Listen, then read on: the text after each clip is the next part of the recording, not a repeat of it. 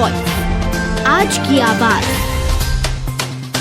जोधपुर में माननीय न्यायालय में आशाराम बापू की स्वास्थ्य के बारे में जानकारी दी तो उसमें स्पष्ट रूप से यह बताया गया कि बापूजी को हार्ट की मेजर प्रॉब्लम है और इस प्रॉब्लम में हार्ट की जो दो मुख्य नसें हैं उनमें क्रिटिकल स्टेनोलिसिस है, यानी कि काफी ज्यादा वह ब्लॉक है और उसके लिए उन्होंने बाईपास सर्जरी भी एडवाइस की है। इस रिपोर्ट में TIMI ने 6 से 7 का स्कोर बताया है। दरअसल इस स्कोर का यह मतलब होता है कि भविष्य में 41% चांस है कि कोई बड़ी कार्डियोलॉजिक से संबंधित दुर्घटना संत आशाराम बापू के साथ हो सकती है। वहीं संत आशाराम बापू ने अपना इलाज आयुर्वेदिक पद्धति से करने की भी मंशा जताई है। वहां बापू को जेल से जमानत के लिए जोधपुर हाई कोर्ट में एक जमानत याचिका लगाई थी, जिसकी सुनवाई 8 फरवरी यानी कि आज होनी है।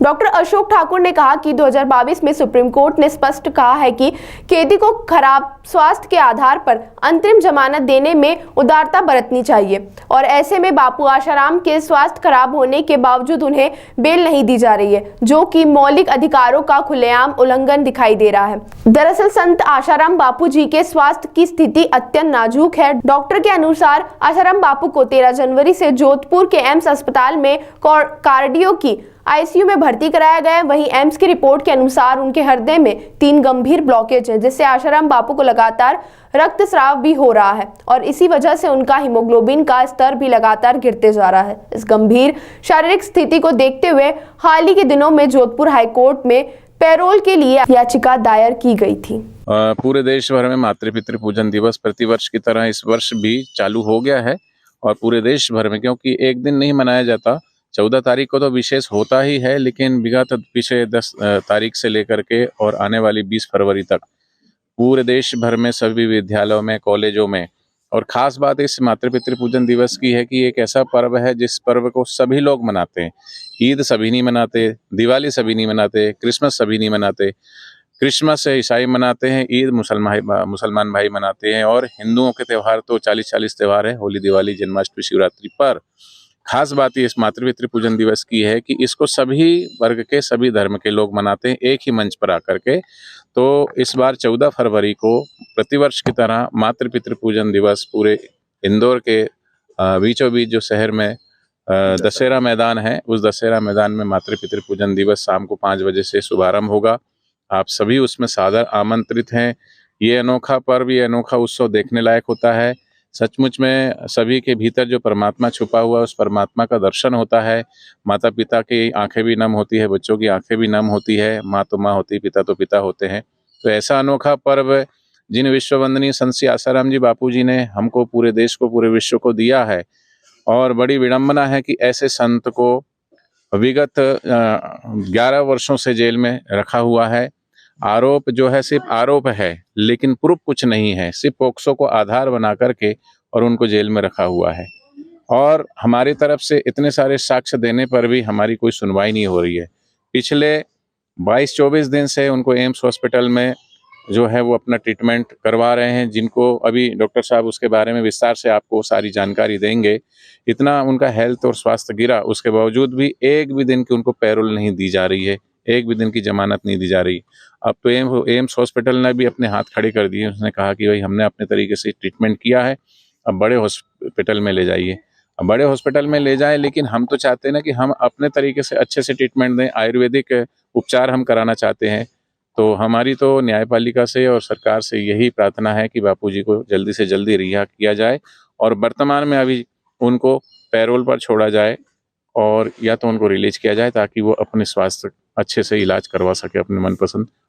अभी जो एम्स जोधपुर ने माननीय न्यायालय में बापूजी की स्वास्थ्य के बारे में जो जानकारी दी है, तो उसमें स्पष्ट रूप से ये बताया गया है कि बापूजी को हार्ट की मेजर प्रॉब्लम है और इस प्रॉब्लम में हार्ट की जो 2 मुख्य नसें हैं उनमें क्रिटिकल स्टेनोसिस है, यानी कि काफ़ी ज़्यादा वो ब्लॉक है और उसके लिए उन्होंने बाईपास सर्जरी भी एडवाइस की है।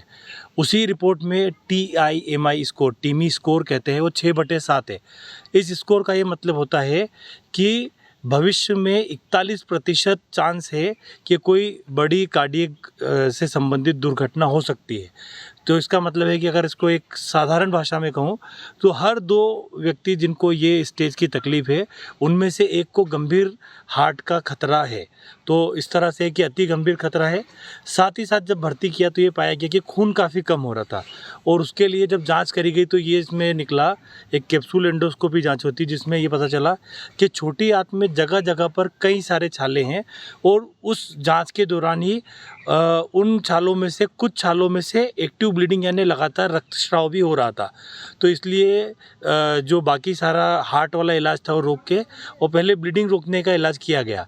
एम्स जोधपुर की जो रिपोर्ट है उसमें आगे वो लिखते हैं कि वास्तव में इनको बाईपास की तत्काल आवश्यकता है, किंतु अभी जिस तरह से ब्लीडिंग हो रही है तो इनको पहले इंट्रोस्कोपी करके और ब्लीडिंग का उपचार करना चाहिए और वो सुविधा एम्स जोधपुर में नहीं उपलब्ध है, इसलिए एम्स दिल्ली में ले जाना चाहिए।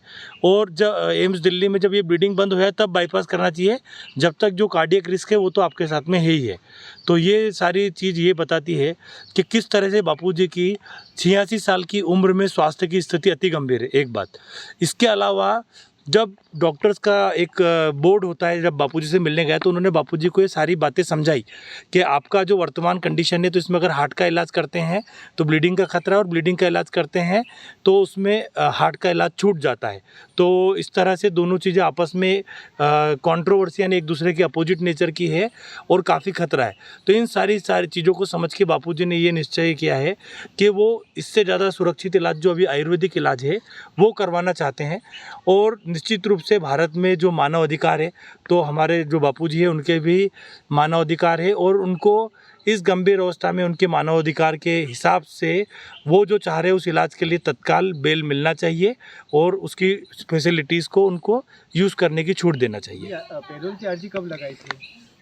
अर्जी एक मिनट सुनवाई भी है। अच्छा, इसकी 8 तारीख को सुन जो अभी पेरोल की, हाँ, पेरोल की जो अवधि है मतलब ये जो अभी एप्लीकेशन लगाई है तो इसकी कल 8 फरवरी को सुनवाई है और लगभग 7 दिन पहले ये लगाई थी। इसमें एक बार जब हियरिंग हुई थी तो उन्होंने सारे साक्ष्य रखने के लिए जो सरकारी वकील ने समय मांगा था, तो कल सुनवाई है उसकी। कहाँ की कोर्ट में लगी थी? जोधपुर हाई कोर्ट में।